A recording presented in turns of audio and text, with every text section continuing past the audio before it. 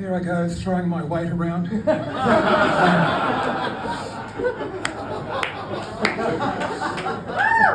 Happens every time I get a few beers under my belt.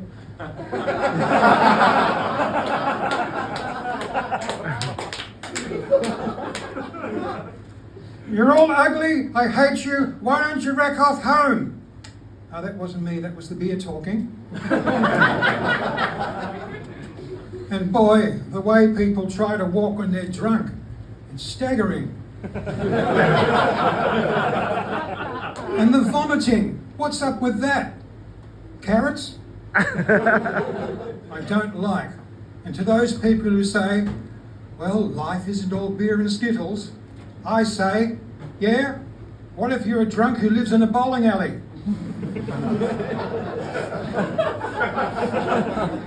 And to those alcoholics who wonder how and why they got that way, I say, you do the meth.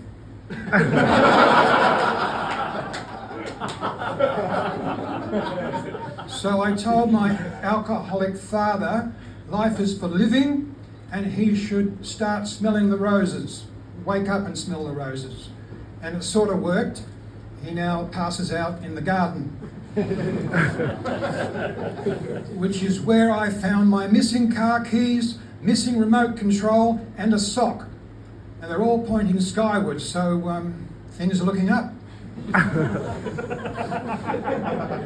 And you may find this very hard to believe. When I arrived here, in the gutter, I actually found a Tic Tac in mint condition. And now a word from my sponsor, Chewy. Are you eating onions? That's right. What about onion breath? He had to work back. I guess you had to be there. Now, if I may, a quick shout out for the hard of hearing. Out! Thank you. Good news for the hard of hearing. I have invented noisy beer because they can't enjoy a few quiet ones. And don't worry, for you people, I have discovered a hangover cure. What happens is before you go out drinking, you swallow a red Texter and it lines your stomach.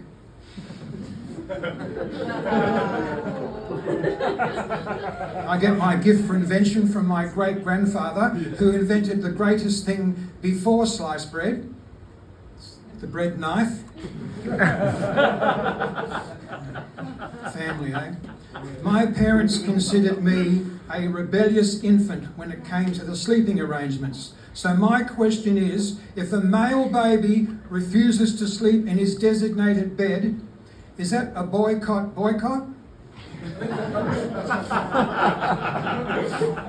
Well, I don't know.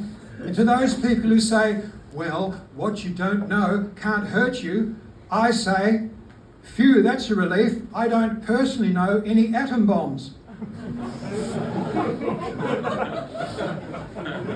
Goo goo gaga, goo goo gaga, mama, dada, oh wow, oh wow. But I regress.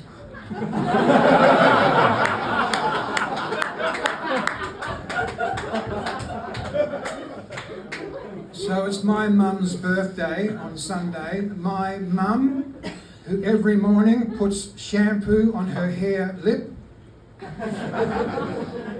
My mum, who still takes pride in her appearance. She never goes out with wearing mascara to outline her varicose veins. She tells people they're tattoos of the great rivers of the world.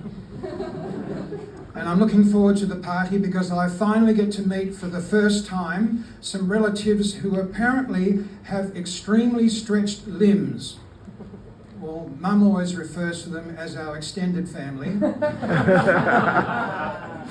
I just found out this morning that all my relatives want to be buried next to each other in the same grave.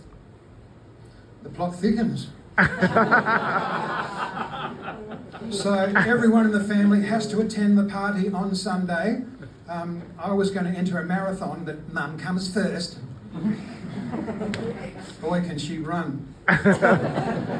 Reminds me of the time I was struggling to keep up in a marathon around the Palace of Versailles when I got my foot stuck.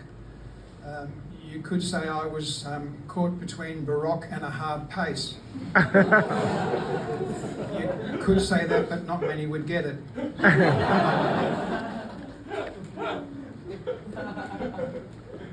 So I didn't win, but you want to know what really gets my back up? My strong core and glutes.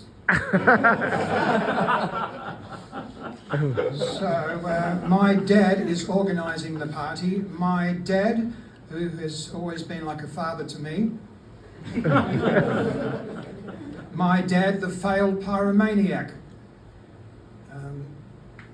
Because the police caught him when he was still at the fire, gathering his matches and petrol and rags, so you could say he was too slow getting his arse in gear. You could say that, but I already said it, and look where it got me.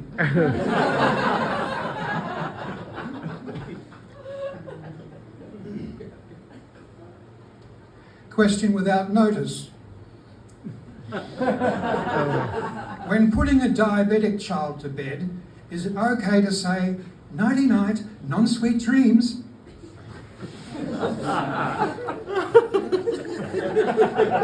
Question with notice. If a diabetic child refuses to inject himself, is it okay to say, you do what you're told, you insolent child?